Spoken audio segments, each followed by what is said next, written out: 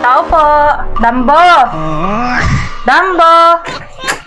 Oy, ate, bakit po? Ano po ba si Dambo? Eh, wala ka, alis lang. Eh, ganun po ba? Eh, kaano po niya kayo? Eh, pinsan niya ako eh. Ah, pinsan po kayo ni Dambo? Oo. Saan po kayo nagpunta? Eh, kaalis lang, gamit nga yung motor ko eh. May kasamang babae. Babae? Oo, girlfriend niya yata yun. Ah, girlfriend? Oo, eh, masyado hapit eh. Hapit-napit yung babae.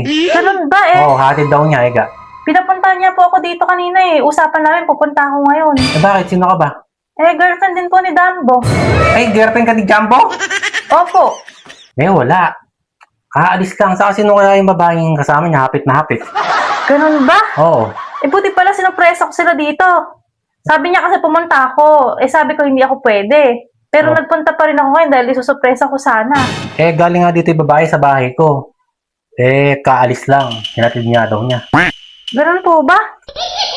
Eh, bakit? Anong oras daw po kaya uuwi? Eh, di ko lang alam ate. Baka matagal pa yun. Eh, baka kung saan pa mapunta yun. Eh, bakit? Nagpupunta ka ba dito sa bahay ko? Opo. Pangatlong punta ko sana ngayon dito. Ha?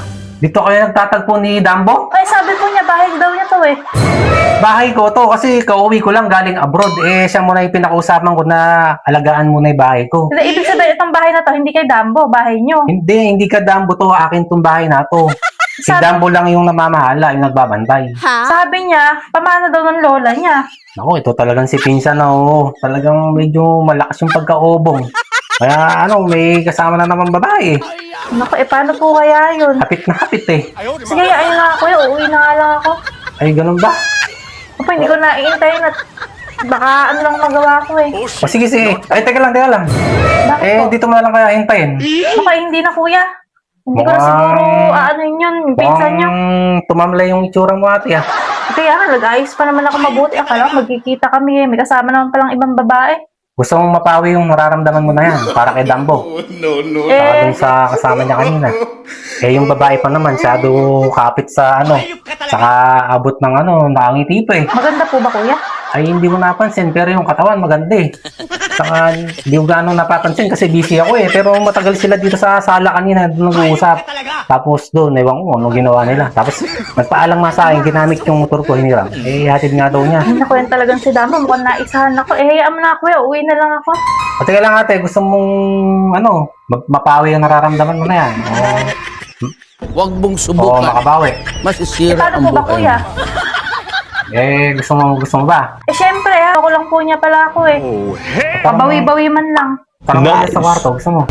Kwarto niyo po. Oo, parang mapawi yung ano mo, yung brain mo na yan. Eh, hindi po ba nakakaya sa inyo? Hindi.